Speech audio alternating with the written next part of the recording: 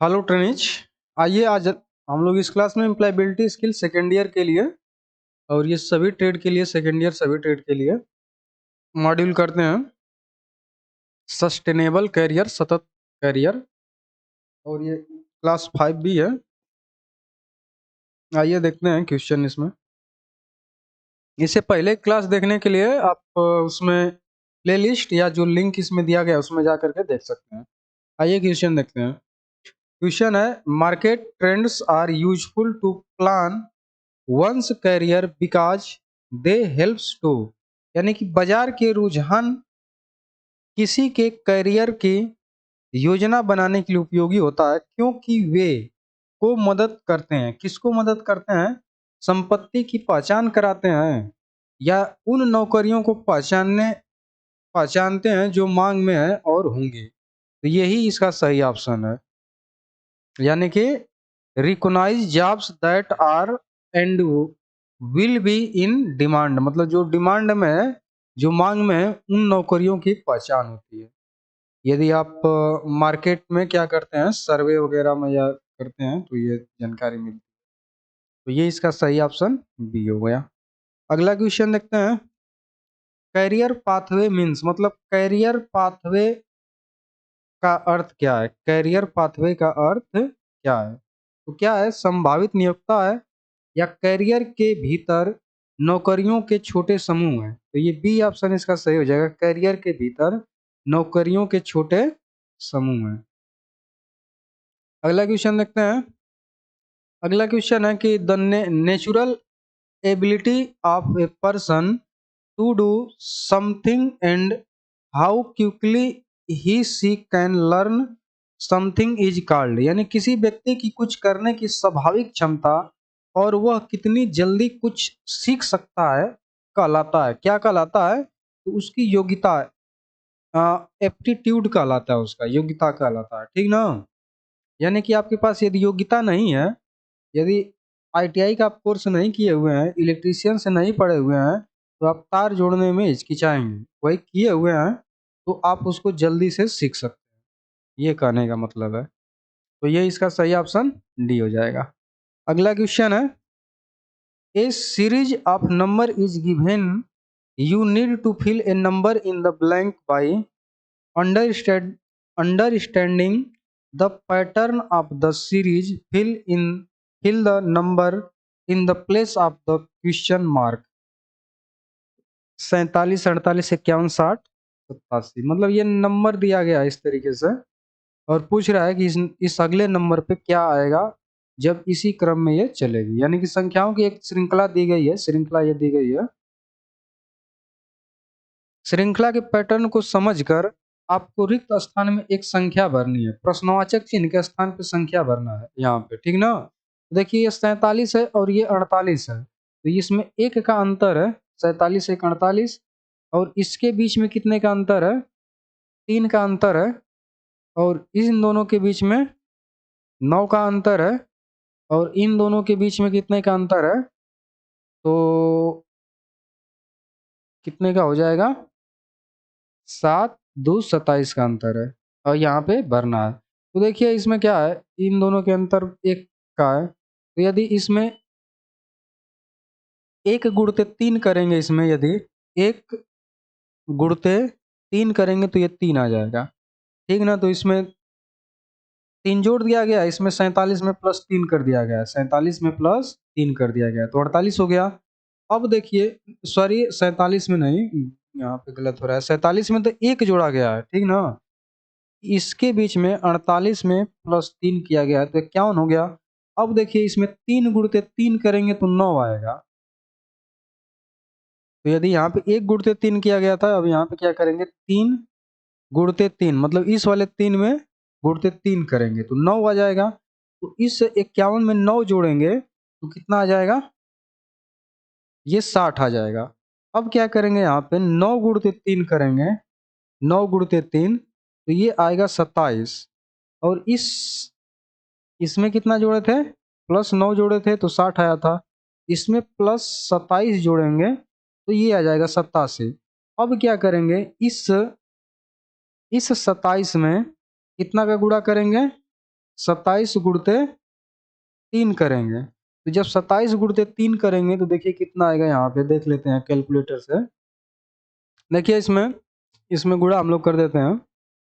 27 गुणते 3 करेंगे, 27 गुणते 3 करेंगे तो इजिकल टू कितना आ जाएगा, 81 आ जाएगा। तो यहाँ पे 81 लिखेंगे इस तरीके से, और इस 81 87 में 81 जोड़ देंगे, तो यहाँ पे 81 प्लस यहाँ पे 87 कर देते हैं, प्लस 87 इजिकल टू कितना आ गया, 168 आ गया। यानी कि इस प्रश्नवाचक चिन्ह पे कितना भरा जाएगा, 168 भरा जाएगा।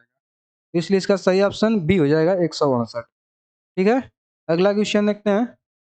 अगला क्वेश्चन है, a man can reach a certain place in 40 hours if he reduce his speed by 1/5, he goes 5 km less in that time, find the total distance covered by him।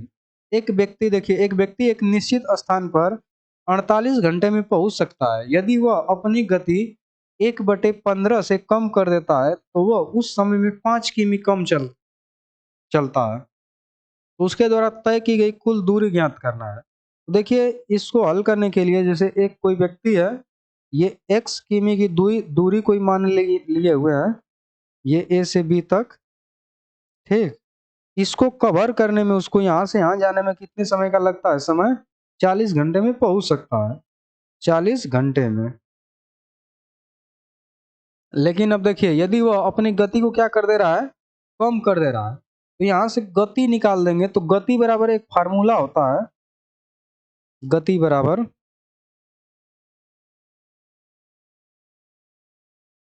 दूरी बटे समय होता है। तो जब दूरी बटे समय यहाँ पे करेंगे तो देखिए क्या आएगा, दूरी हमारी x है और समय कितना है, 40 है, तो इतना ये क्या हो गया उसका, किमी प्रति आवर स्पीड यानी गति हो गई। अब क्या कर रहा है कि अपनी गति को इतना कम कर दे रहा है, तो कम करेगा तो वह उस समय में कितने दूरी तय कर रहा है, 5 किमी कम। तो ये पहले x माना था दूरी, तो x में से 5 किमी दूरी कम कर देंगे तो ये किसके बराबर होना चाहिए, इसके जो घंटा, और इससे गुणा करवाएंगे इस तरीके से। मान लीजिए ये इसकी क्या थी, गति आ गई थी, अब इसकी गति कम हो जा रही है, तो कम होगी कितनी आ जाएगी, नई गति। यहाँ पे नई गति पहले निकाल लेते हैं। तो नई गति बराबर क्या होगा, x बटे में 40, अब माइनस इसमें से घटा देंगे 1/15 वाली गति को, तो x बटे 40 गुणते 1/15 कर देंगे तो कम हो जाएगा।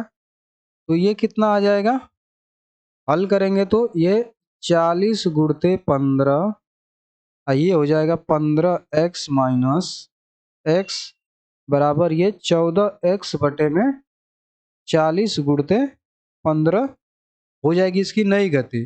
तो अब नई गति जो आ गई, तो यहाँ से दूरी निकालना होगा तो गति गुणते समय करेंगे, और नई गति हमारी कितनी है, इतना यही है।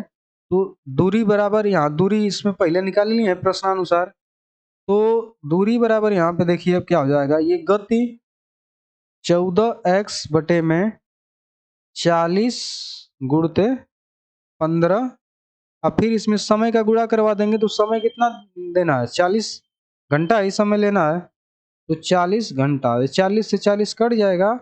अब क्या करा देंगे इसमें तिर्यक गुणा, यहाँ पे देखिए ये आ गया हमारा इस तरीके से निकल करके, x माइनस 5 बराबर 14x बटे में 15 आ गया। इसमें गुणा करा देंगे तो ये 15x माइनस 15 में 5 का गुणा कराएंगे 75 आ जाएगा, बराबर 14x हो गया। अब ये 14x इधर आएगा, ये इधर चला जाएगा, तो ये x बराबर कितना आ गया, 75। यानी कि कुल कितनी दूरी है, ये 75 किलोमीटर का दूरी है, ठीक ना। यहाँ पे देखिए इसको हटा देते हैं, ये जो हम x माने थे a और b के बीच में दूरी, वो x का मान कितना आ गया, 75 आ गया, तो दूरी कितनी आ गई, 75 किमी। तो ये सी ऑप्शन इसका सही हो जाएगा, इस तरीके से इसको हल किया जाएगा। अगला क्वेश्चन देख लेते हैं अब। अगला क्वेश्चन है 3 इज व्हाट परसेंटेज ऑफ 3000, यानी कि तीन 3000 का कितना प्रतिशत है। तो देखिए प्रतिशत निकालने के लिए 3000 का 3 पूछ रहा है, तो 3/3000 कर देंगे और गुणते 100 कर देंगे, तो ये 2 जीरो कट जाएगा। अब भाग दे देंगे इसमें, तो ये 0.1 आ जाएगा, तो 0.1% क्या हो जाएगा, ये 3 हो जाएगा, यानी कि 3000 का 3 0.1% केवल है। तो इसलिए इसका सही ऑप्शन क्या हो जाएगा, डी ऑप्शन सही हो जाएगा। अगला क्वेश्चन है a man bought a lamp for 100 rupees and sold it for rupees 120. How much profit did he make? What is the profit percentage? यानी कि एक आदमी ने 100 रुपए में एक दीपक खरीदा और इसे 120 रुपए में बेच दिया, उसने कितना लाभ कमाया तथा लाभ प्रतिशत क्या है। तो देखिए यदि कोई 100 रुपए में खरीद रहा है और 120 रुपए में बेच रहा है ना, तो लाभ उसको कितना हुआ, 120 माइनस 20 बराबर 20 रुपए का लाभ हुआ। अब लाभ प्रतिशत निकालते हैं, तो उसके लिए फार्मूला होता है लाभ प्रतिशत बराबर लाभ बटे में क्रय मूल्य गुणते 100 होता है। तो लाभ इसका कितना हुआ है 20, और क्रय मूल्य 100 रुपया है, और गुणते 100 करेंगे तो ये 20% आ जाएगा, यानी कि 20 रुपए और 20% का उसे लाभ हुआ, तो प्रॉफिट परसेंटेज 20%। तो इसलिए इसका सही ऑप्शन बी हो जाएगा। अगला क्वेश्चन देखते हैं। अगला क्वेश्चन है रिहर्सिंग और practice session before an interview is called, यानी कि साक्षात्कार से पहले पूर्वाभ्यास या अभ्यास सत्र को कहा जाता है, क्या कहा जाता है, तो मॉक इंटरव्यू कहा जाता है, नकली साक्षात्कार कहा जाता है। तो इसलिए इसका सही ऑप्शन क्या हो जाएगा, डी इसका सही ऑप्शन हो जाएगा। अगला क्वेश्चन देख लेते हैं अब। अगला क्वेश्चन है activities that one does during free time such as reading, gardening, writing, blogs are called. खाली समय में की जाने वाली गतिविधियां जैसे पढ़ना, बागवानी करना, ब्लॉग लिखना कहलाती है, क्या कहलाती है, तो हॉबीज कहलाती है, शौक कहलाती है। तो इसलिए इसका सही ऑप्शन बी हो जाएगा। अगला क्वेश्चन है when a person is naturally good at doing something it is his या हर, जब कोई व्यक्ति स्वाभाविक रूप से कुछ करने में अच्छा होता है तो यह उसका क्या होता है, कमजोरी होती है, फैमिली होती है, स्ट्रेंथ होता है, या हियरडिटरी होती है, वंशानुगत होता है। तो देखिए इसमें क्या होता है, स्ट्रेंथ होता है उसका, उसकी ताकत होती है। तो इसलिए इसका सही ऑप्शन क्या हो जाएगा, सी ऑप्शन सही हो जाएगा। अगला क्वेश्चन है tools and techniques use to make one's task easier to work efficiently and mentioned in resumes are called। किसी के कार्य को कुशलतापूर्वक कार्य करने में आसान बनाने के लिए उपयोग किए जाने वाले उपकरण और तकनीकी और रिज्यूम में उल्लेखित कहलाता है, क्या कहलाता है, उसकी स्किल कहलाता है, ठीक ना। रिज्यूम में लिखित जो लिखते हैं रिज्यूम में, तो उसकी स्किल ये सब लिखते हैं। तो इसलिए इसका सही ऑप्शन क्या हो जाएगा, डी। अगला क्वेश्चन है ए paid period of training that allow you to learn a particular skill or set of skill while you work in the industry is called, यानी कि प्रशिक्षण की एक भुगतान अवधि जो आपको उद्योग में काम करते समय एक विशेष कौशल या कौशल का एक सेट सिखाने की अनुमति देती है कहलाती है, क्या कहलाती है, तो उसको हम लोग अप्रेंटिसशिप कहते हैं, यानी कि शिक्षुता, अप्रेंटिसशिप। इसलिए इसका सही ऑप्शन क्या हो जाएगा, डी ऑप्शन होगा। देखिए अप्रेंटिसशिप में होता क्या है कि आप कंपनी में किसी कंपनी में जाएंगे, उसमें सीखेंगे भी, और सीखने के साथ साथ आपको पैसा भी मिलेगा, तो उसको हम लोग क्या कहते हैं, अप्रेंटिसशिप कहा जाता है। अगला क्वेश्चन देखते हैं। अगला क्वेश्चन है the government of India promote promotes apprenticeship through, यहाँ पे कुछ भरना है। भारत सरकार के माध्यम से शिक्षुता को बढ़ावा दे देती है। कौन इसमें से देती है शिक्षुता को बढ़ावा, यानी कि अप्रेंटिसशिप को? तो ये NAPS जो होती है ये शिक्षुता को बढ़ावा देती है। मतलब नेशनल अप्रेंटिसशिप प्रमोशन स्कीम इसका फुल फॉर्म होता है, नेशनल अप्रेंटिसशिप प्रमोशन स्कीम होता है। तो इसलिए इसका सही ऑप्शन क्या हो जाएगा? ए ऑप्शन इसका सही हो जाएगा। अगला क्वेश्चन देख लेते हैं। अगला क्वेश्चन है कि इट इज इम्पॉर्टेंट टू, यहाँ पे कुछ भरना है, on the NAPS to apply for apprenticeship. शिक्षुता के लिए आवेदन करने के लिए NAPS यानी कि नेशनल अप्रेंटिसशिप प्रमोशन स्कीम पर जरूरी होता है। क्या जरूरी होता है? तो इसमें देख लेते हैं क्या जरूरी जरूरी होता है। पोर्टल रजिस्टर्ड रजिस्टर्ड पोर्टल, यानी कि it is important to register on the NPS portal to apply for apprenticeship. तो इसका सही ऑप्शन बी हो जाएगा। ये देखिए हिंदी जो है इसका रूपांतरण थोड़ा सही नहीं है, तो इसलिए इसके अनुसार देखेंगे it is important to register on the NPS, मतलब रजिस्टर कहाँ पे रजिस्टर करेंगे? रजिस्टर्ड करेंगे NPS पोर्टल पे। तो ये इसका सही ऑप्शन हो जाएगा। अगला क्वेश्चन देखते हैं। अगला क्वेश्चन है identify the professional networking platform from the given option. दिए गए विकल्प में से पेशेवर नेटवर्किंग प्लेटफॉर्म की पहचान करना है इसमें। तो इसमें नेटवर्किंग प्लेटफॉर्म कौन सा है? यहाँ पे फेसबुक है, इंस्टाग्राम है, लिंक्ड है या लिंक्ड इन है, कौन सा है? तो इसमें देखिए लिंक्ड इन जो है ये प्रोफेशनल नेटवर्किंग प्लेटफॉर्म है। इस पे क्या होता है कि जो जॉब कर रहे होते हैं या जो जॉब की तलाश कर रहे होते हैं या जो एम्प्लॉयर होते हैं वो सब इस पे क्या रहते हैं? रजिस्टर्ड होते हैं यहाँ पे।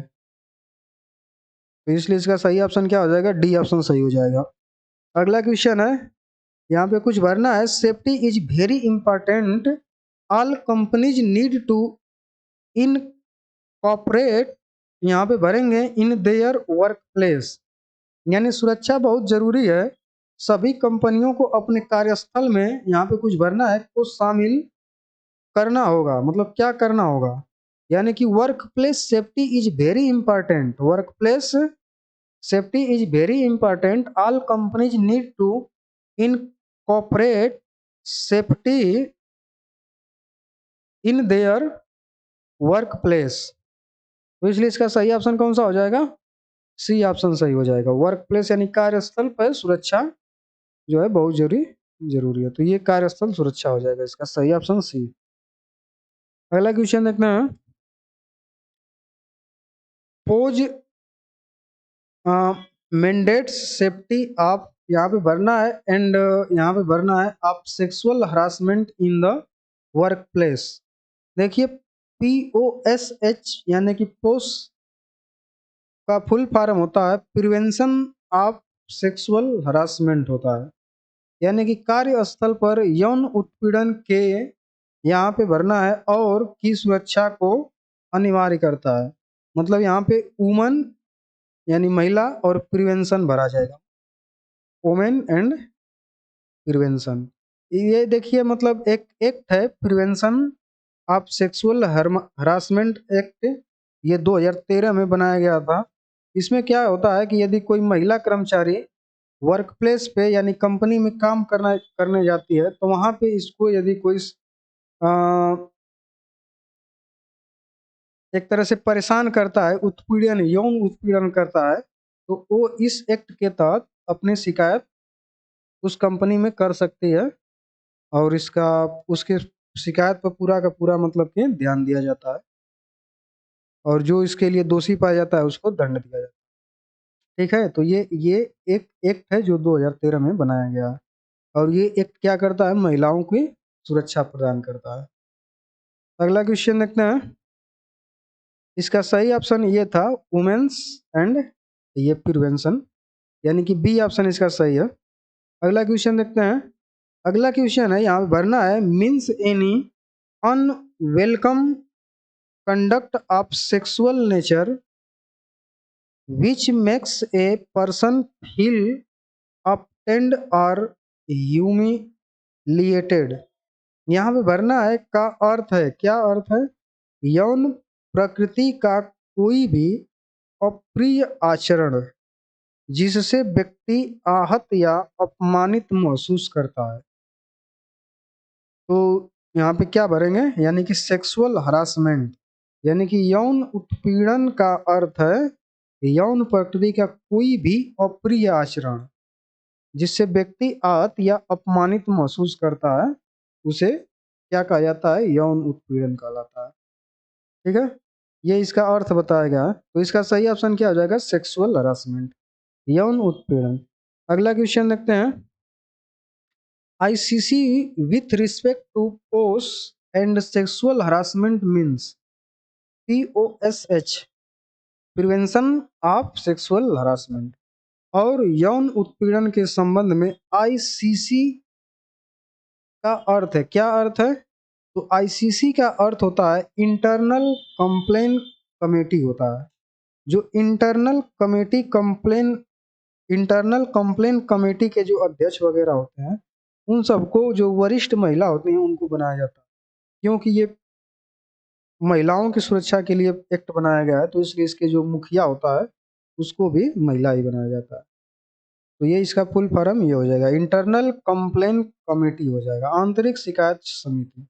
अगला क्वेश्चन है, यहाँ पे कुछ भरना है means the practice of keeping your self and your surrounding neat and clean. यानी कि यहाँ पे भरेंगे का अर्थ है कि आपने आपको और अपने आसपास को साफ सुथरा रखने का अभ्यास क्या कहलाता है, हाइगेनिस कहलाता है, स्वच्छता कहलाता है। तो इसलिए इसका सही ऑप्शन क्या हो जाएगा, डी ऑप्शन इसका सही हो जाएगा, स्वच्छता। स्वच्छता का अर्थ है अपने आसपास को और अपने आसपास को साफ सुथरा रखने का अभ्यास। अगला क्वेश्चन, सम एग्जाम्पल्स आप यहाँ पे भरेंगे, hygienes are maintaining trimmed and clean nails, brushing teeth twice a day, washing hands before and after eating food. यानी कि स्वच्छता के कुछ उदाहरण है, छटे हुए और साफ नाखून रखना, दिन में 2 बार दांतों को ब्रश करना, खाना खाने से पहले और बाद में हाथ धोना। ये किसके उदाहरण है, मतलब कोई सामुदायिक रूप से ऐसा किया जा रहा है या संगठनात्मक रूप से या पर्सनली व्यक्तिगत अपना कर रहे हैं ना, तो इसलिए इसका सही ऑप्शन क्या हो जाएगा, पर्सनल, व्यक्तिगत। अगला question, taking care of the environment around us called hygienes, अपने आसपास के वातावरण की देखभाल करना स्वच्छता कहलाता है। मतलब अपने आसपास सभी लोगों की देखभाल और स्वच्छता का ख्याल कर रहे हैं तो उसे क्या कहेंगे, कम्युनिटी स्वच्छता कहेंगे। तो इसलिए इसका सही ऑप्शन क्या हो जाएगा, ए ऑप्शन इसका सही हो जाएगा। अगला क्वेश्चन है, what should be avoided during an interview, interview के दौरान किन चीजों से बचना चाहिए। नियोक्ता को मुस्कान के साथ नमस्कार करें, हाँ एकदम सही है। आंख से संपर्क बनाए रखें, एकदम सही है। कहीं देखें और उत्तर दें, ये गलत ऑप्शन है। तो इससे बचना चाहिए, यानी looking somewheres and answer, कहीं देखें और उत्तर दें, ये गलत, मतलब इससे बचना चाहिए इंटरव्यू के दौरान। तो इसलिए इसका सही ऑप्शन क्या हो जाएगा, सी हो जाएगा। अगला क्वेश्चन है, which is the most important document required by companies to select people for jobs. यानी कि नौकरी के लिए लोगों का चयन करने के लिए कंपनी द्वारा आवश्यक सबसे महत्वपूर्ण दस्तावेज कौन सा है। तो कौन सा इसमें सबसे महत्वपूर्ण है, प्रमाण पत्र, रिज्यूम, खेल प्रमाण पत्र, आचरण प्रमाण पत्र। तो आपका रिज्यूम सबसे महत्वपूर्ण होता है, तो इसलिए इसका सही ऑप्शन क्या हो जाएगा, बी ऑप्शन सही हो जाएगा, रिज्यूम। अगला क्वेश्चन है, what is the full form of NAPS। NAPS का फुल फॉर्म क्या है, नेशनल अप्रेंटिसशिप प्रमोशन स्कीम होता है। NPS का full form national apprenticeship promotion scheme. A option इसका सही हो जाएगा। अगला क्वेश्चन है, what is the primary requirement to registered NPS portal, यानी कि एनपीएस पोर्टल को पंजीकृत करने के लिए प्राथमिक आवश्यकता क्या है। यानी आप नेशनल अप्रेंटिसशिप प्रमोशन स्कीम पे रजिस्ट्रेशन करवाना चाह रहे हैं, तो आपको सबसे पहले प्राथमिक आवश्यकता क्या होगी, वैलिड ईमेल आईडी की आवश्यकता होगी। इन सब की तो आवश्यकता होगी लेकिन वैलिड ईमेल आईडी की आवश्यकता पहले होगी, तो इसलिए इसका सही ऑप्शन डी हो गया। अगला क्वेश्चन देख लेते हैं, prevention women's and work place act 2013 also known as, यानी कि कार्यस्थल पर महिलाओं को रोक अधिनियम 2013 को के रूप में भी जाना जाता है। किस रूप में जाना जाता है, तो प्रिवेंशन ऑफ सेक्सुअल हरासमेंट यानी कि POSH के रूप में जाना जाता है, तो इसलिए इसका सही ऑप्शन बी हो जाएगा। अगला क्वेश्चन देख लेते हैं, registering on the portal provides a learning while earn opportunity, यानी कि पोर्टल पर पंजीकरण करने से कमाई के दौरान सीखने का अवसर मिलता है। किस पोर्टल पे, तो NAPS पर, national apprenticeship promotion scheme portal पे जब आप रजिस्ट्रेशन करेंगे और इसके थ्रू यदि आपको कहीं अप्रेंटिसशिप करने का मौका मिलता है, तो वहाँ पे कमाई के दौरान आप, मतलब सीखने के दौरान आप कमाई करेंगे, तो सी ऑप्शन इसका सही हो जाएगा। अगला क्वेश्चन है, which one is not a career site to find job, नौकरी खोजने के लिए कौन सी करियर साइट नहीं है। तो ये तीनों जो साइट हैं नौकरी खोजने के लिए हैं, लेकिन ये शादी.com जो है इस पर शादी कराने के लिए है, तो इसलिए ये नौकरी खोजने के लिए साइट नहीं है, तो ये इसका सही ऑप्शन हो जाएगा शादी.com, तो डी ऑप्शन इसका सही हो जाएगा। अगला क्वेश्चन है, who will be the presiding officer of the ICC in an organisation, किसी संगठन में ICC का पीठासीन अधिकारी कौन होता है, तो कौन होता है इसमें, वरिष्ठ स्तर की महिला कर्मचारी होती है, सीनियर लेवल फीमेल एम्प्लॉय होती है, ICC संगठन का पीठासीन अधिकारी या प्रिसाइडिंग ऑफिसर होती है, तो इसलिए इसका सही ऑप्शन क्या हो जाएगा, ए हो जाएगा। ठीक है, अब ये जो एम्प्लॉयबिलिटी स्किल सेकेंड ईयर के लिए थी, ये आज यहाँ पे खत्म हो गई है। जो उसके चारों मतलब कि मॉड्यूल, पांचों मॉड्यूल थे, सारे के सारे खत्म हो गए हैं, तो ये आज के लिए अब इतना ही रहेगा। अब अगली क्लास में हम लोग दूसरी चीज़ की कक्षाएं देखेंगे, जैसे वर्कशॉप कैलकुलेशन एंड साइंस हो गया, या एम्प्लॉयबिलिटी, अरे ये सारे थ्योरी हो गई, जो ट्रेड थ्योरी है उसको देखेंगे। ठीक है, तो आज के लिए इतना ही, धन्यवाद। आगे क्लास हम में आगे देखा जाएगा।